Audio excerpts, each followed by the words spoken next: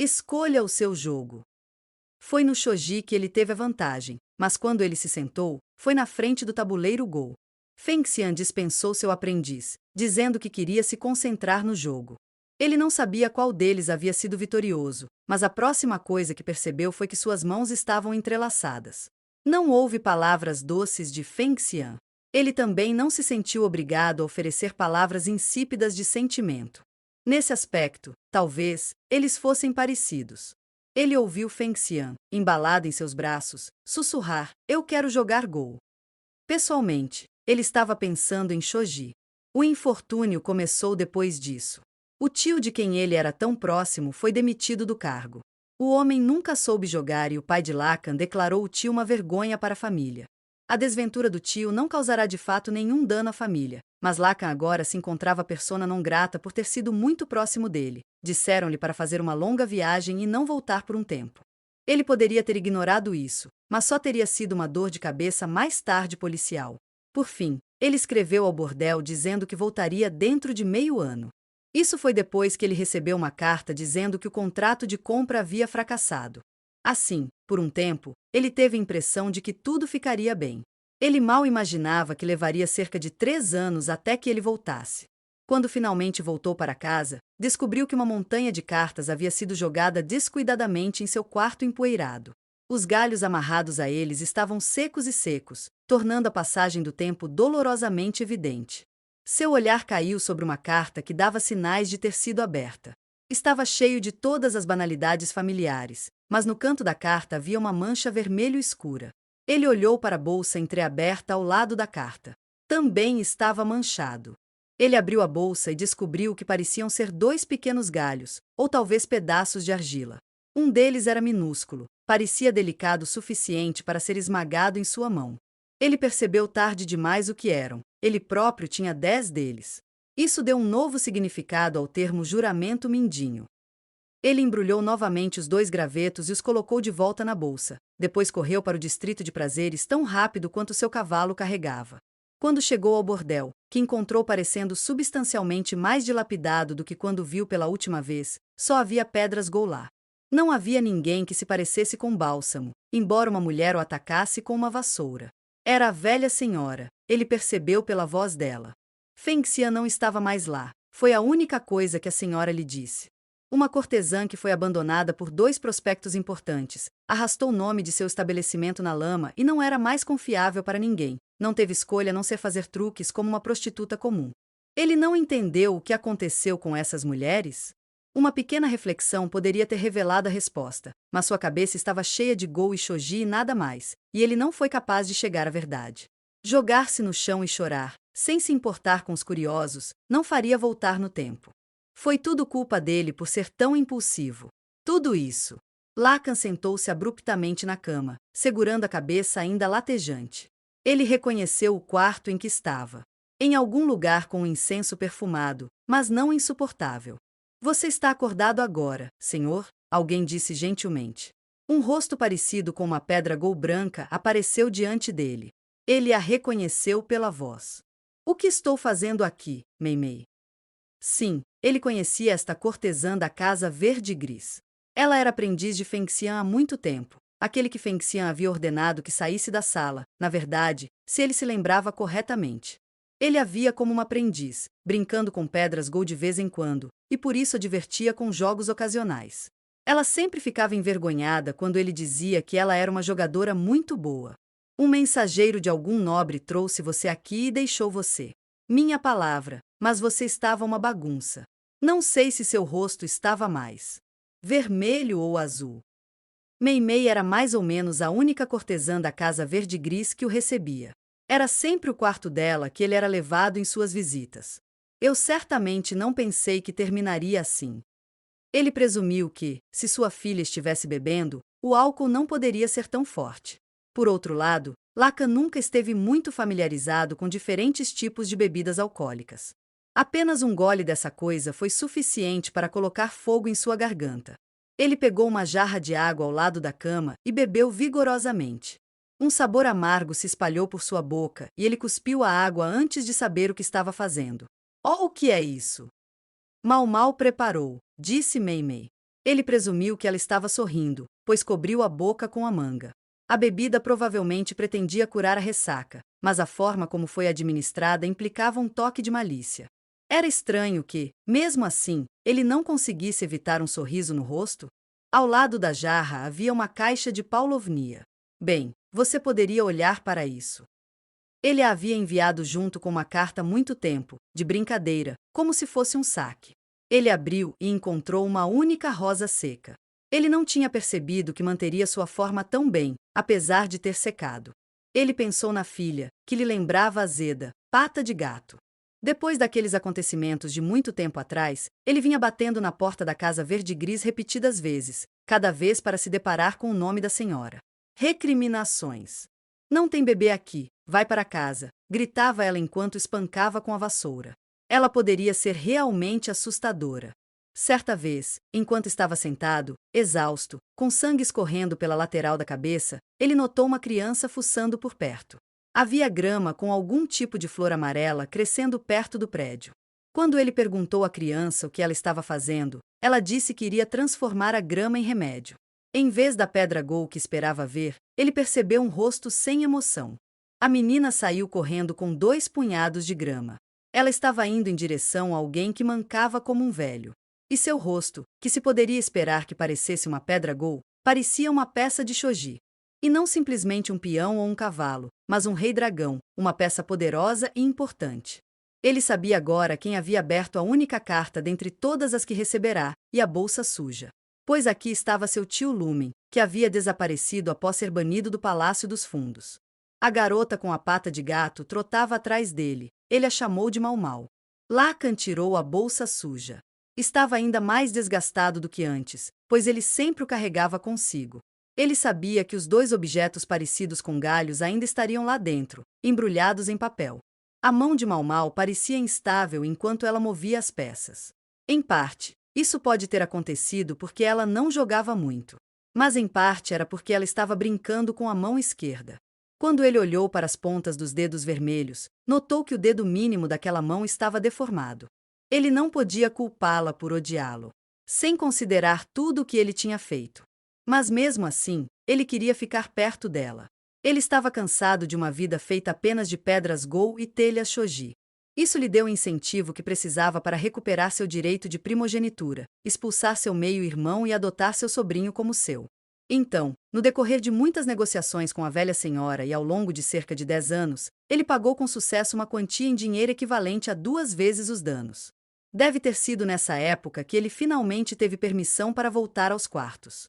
Mei-Mei naturalmente assumiu o papel.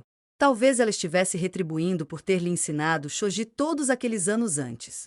Lacan continuou a visitá-lo repetidas vezes, porque a única coisa que ele queria era estar com sua filha.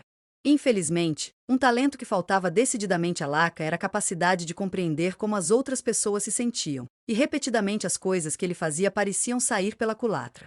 Ele enfiou a bolsa de volta entre as dobras do manto. Talvez fosse hora de desistir, pelo menos desta vez. De alguma forma, porém, chame isso de teimosia. Ele não conseguia deixar o assunto de lado completamente. Além disso, ele não gostava do homem na companhia dela. Ele ficou muito perto dela e, durante a partida, tocou seus ombros pelo menos 3 vezes. Lacan ficou irritadamente satisfeito ao ver sua filha afastar a mão todas as vezes. Tudo bem, como fazer para se sentir um pouco melhor? Lacan pegou a jarra e bebeu o remédio de gosto desagradável. Por mais nojento que fosse, foi sua filha que fez isso sozinha. Talvez ele passasse algum tempo decidindo como tirar o inseto da flor. Seus pensamentos foram interrompidos quando a porta se abriu com uma batida. Finalmente dormimos o suficiente, não é? Uma pedra gol gritou com voz rouca. Ele percebeu pela voz que era a velha senhora. Então você está querendo comprar uma das minhas garotas, não é? Você já deve saber que alguns milhares de prata não vão bastar. Ainda um mesquinho, como sempre. Lacan segurou a cabeça latejante, mas um sorriso irônico apareceu em seu rosto. Ele colocou o monóculo, que ele usava apenas para causar efeito. Tente 10.000. E se isso não bastasse, que tal 20 ou 30? É certo que 100 pode ser um pouco exagerado. Lacan estremeceu interiormente enquanto falava. Não eram quantias pequenas, mesmo na posição dele. Ele teria que implorar ao sobrinho por um tempo. O menino tinha alguns negócios paralelos que dirigia. Bem, tudo bem. Venha por aqui e torne-o ágil. Vou até deixar você escolher o que você quiser.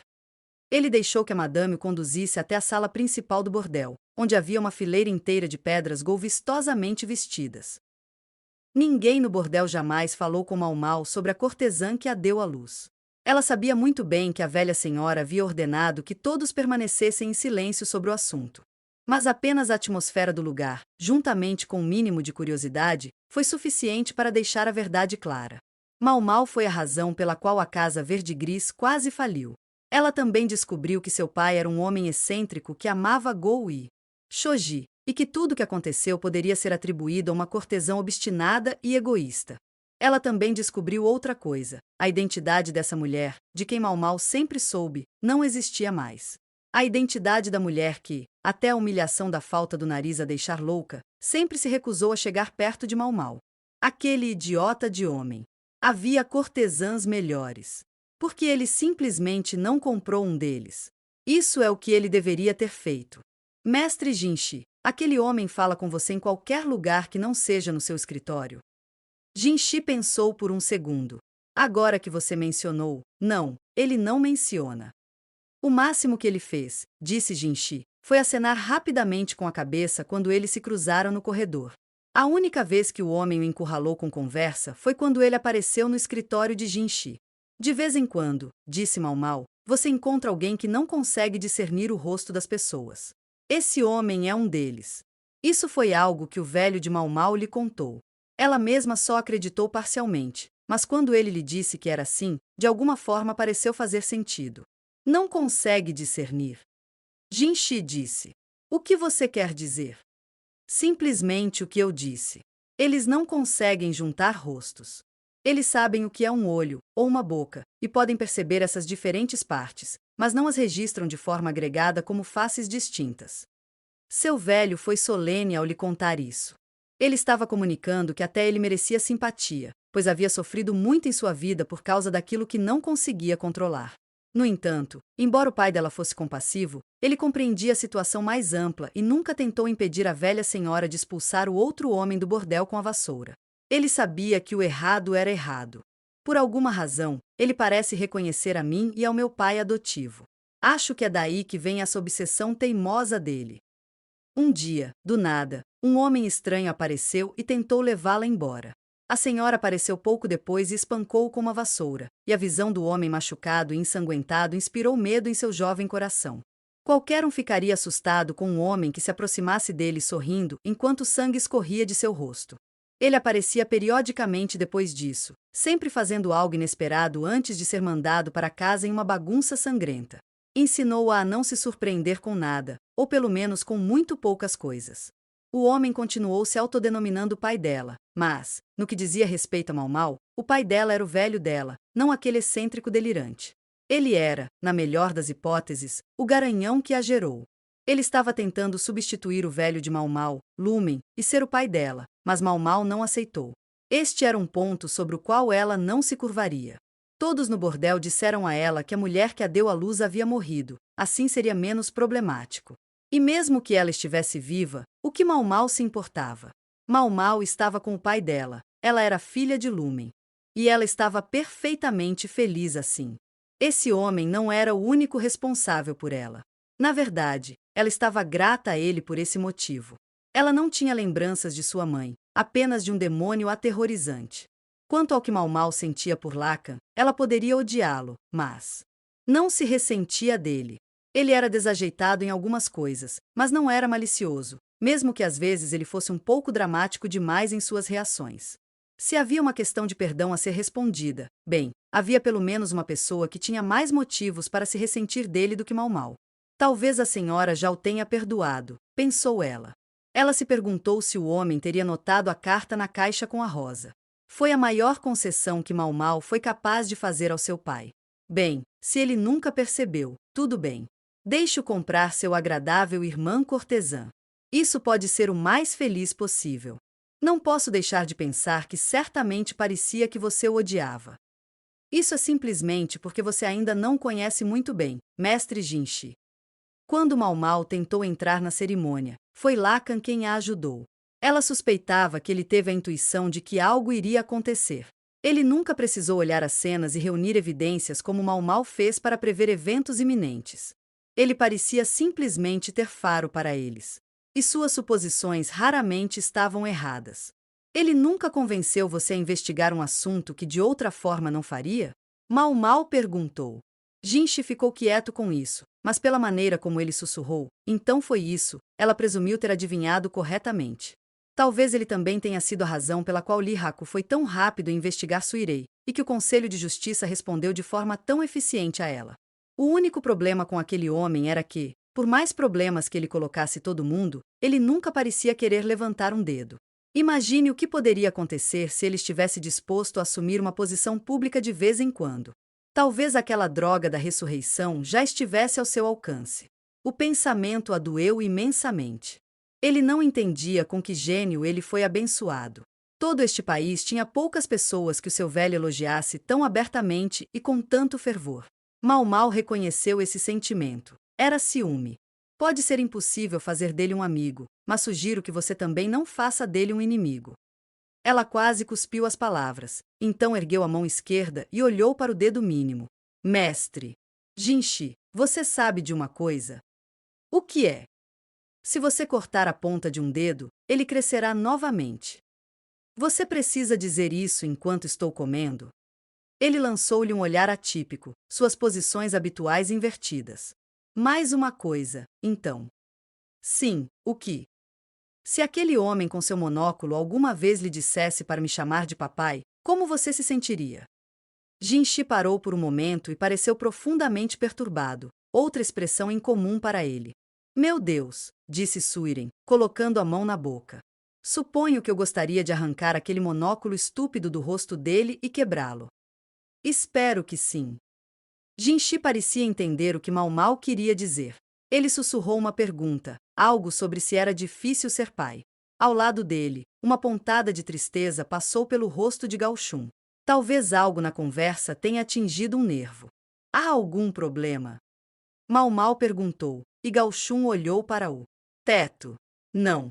Apenas tenha em mente que nenhum pai no mundo deseja ser insultado, ele disse suavemente. Pois bem, pensou Mau Mau, mas ela apenas levou a colher à boca, determinada a terminar o resto do mingau.